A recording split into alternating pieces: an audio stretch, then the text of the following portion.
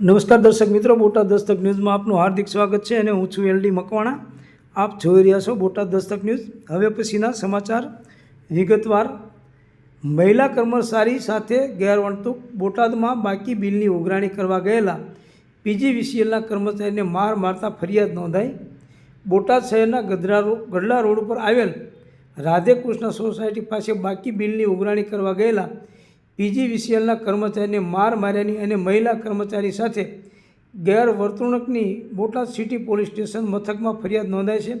બાકી બિલના રૂપિયા 10,770ની રકમ ભરપાઈ નહીં કરતા મીટર ઉતારી જતા કર્મચારીને ધમકી આપી માર માર્યો હતો. બોટાદ પીજીવીસીએલના કર્મચારી પરિણીભાઈ પરસોત્તમભાઈ ડુમાણિયાએ બોટાદમાં ગઢડા રોડ ઉપર આવેલા રાધેશ્યામ સોસાયટી પાસે રહેતા અશ્વિનભાઈ રેલિયા વિરુદ્ધ બોટાદ પોલીસ સ્ટેશનમાં ફરિયાદ નોંધાવી છે. અશ્વિનભાઈ રેલિયા નામના શખ્સે ઉશ્કેરાઈ જઈ માર મારી જાનથી મારી નાખવાની ધમકી આપી હોવાની ફરિયાદ નોંધાવી હતી. પીજીવીસીએલના કર્મચારી પરસોત્તમભાઈ ડુંબાણીયા અને સંધ્યાબેન ચૌહાણ સાથે ગેરવર્તન અને અશબ્દો બોલી અપમાનિત કરતા હોવાની ઘટનાનો વિડીયો સામે આવ્યો છે. પોલીસે અશ્વિનભાઈ રેલિયા વિરુદ્ધ ગુનો નોંધી વધુ તપાસ હાથ ધરી છે. સૌજન્ય દિવ્ય ભાસ્કર, બોટાદ દસ્તક ન્યૂઝ, એલડી મકવાણા, બોટાદ.